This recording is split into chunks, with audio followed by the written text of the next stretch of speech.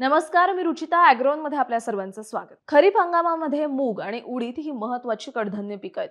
त्यांची मुख्य किंवा आंतरपिकं म्हणूनही लागवड करण्यात येते। ही दोन्ही पिके कमी कालावधीची आहेत। बाजारातील मागणी व दरही चांगला असल्याने कमी काळात बऱ्यापैकी आर्थिक फायदा देणारी पिकं म्हणून त्यांच्याकडे पाहिलं जातं। जमिनीची सुपीकता टिकवण्यासाठी ही डाळवर्गीय पिकं महत्त्वाची आहेत। त्यांच्या मुळावर रायझोबियम जीवाणूंच्या गाठी तयार होऊन नत्राची उपलब्धता व साठा वाढतो। तसंच काढणीनंतर मोठ्या प्रमाणात पालापाचोळा जमिनीत पडल्यामुळे जमिनीचा पोत सुधारतो। आता आपण पाहूयात जमिनीची निवड व पूर्व मशागत। या दोन्ही पिकांना मध्यम ते भारी पाण्याचा उत्तम निचरा होणारी जमीन निवडावी। क्षारयुक्त, पाणथळ तसंच उतारावरील हलक्या जमिनीवर या पिकांची लागवड करू नये।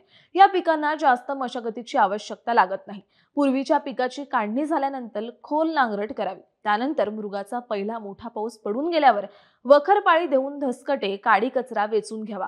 कुळवाच्या 1-2 पाळ्या देऊन जमीन भुसभुशीत करून घ्यावी। शेवटच्या पाळी अगोदर हेक्टरी 15 ते 20 गाड्या शेणखत जमिनीत मिसळावं। आता आपण पेरणीच्या वेळेविषयी जाणून घेऊयात।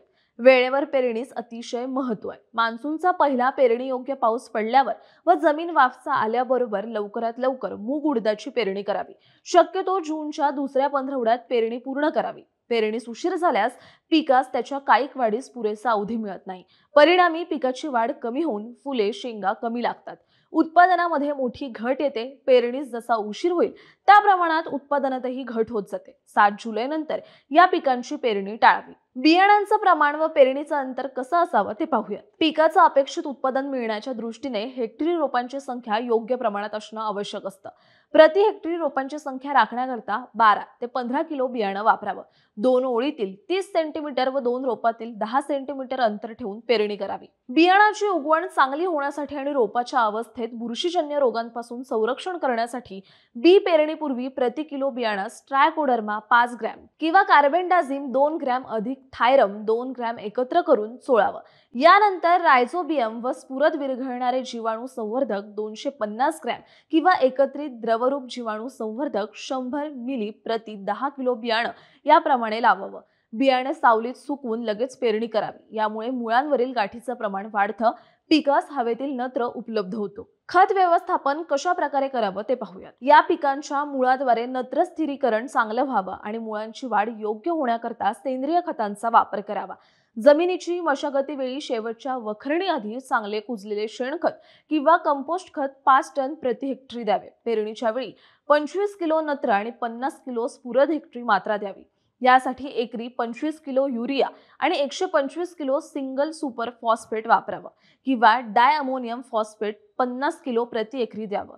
पालाशची कमतरता असल्यास 20 किलो म्युरेट ऑफ पोटॅश प्रति हेक्टरी द्यावं। तसेच गंधकाची कमतरता असल्यास प्रति हेक्टरी 20 ते 25 किलो गंधकाचा वापर करावा। सूक्ष्म अन्नद्रव्यांची कमतरता लक्षात घेऊन झिंक सल्फेट आणि फेरस सल्फेट एकरी 5 किलो वापरावं। ही सर्व खते पेरणीसोबत जमिनीत मिसळून द्यावीत। आंतरमशागत।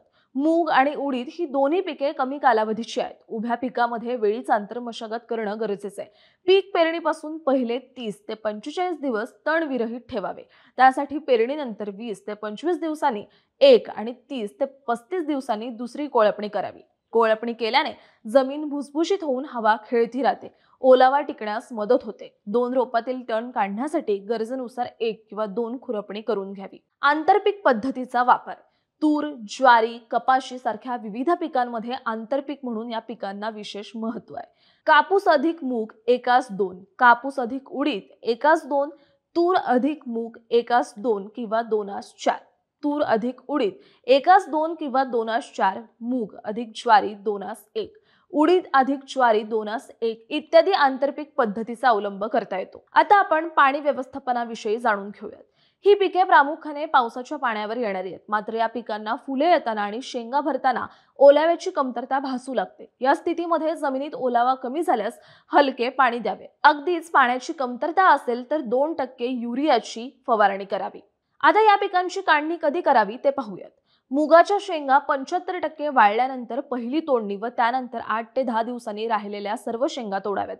शेंगा खळ्यावर चांगल्या वाळल्यावर मळणी करावी। उडदाच्या शेंगा तोडण्याची गरज भासत नाही. उडदाची सरळ कापणी करून खळ्यावर आणून त्याची मळणी करावी. या पिकांपासून 10 ते 12 क्विंटल हेक्टरी उत्पादन मिळतं. साठवणीपूर्वी मूग व उडीद धान्य 4 ते 5 दिवस चांगलं उन्हात वाळून पोत्यात किंवा कोठीत साठवावं.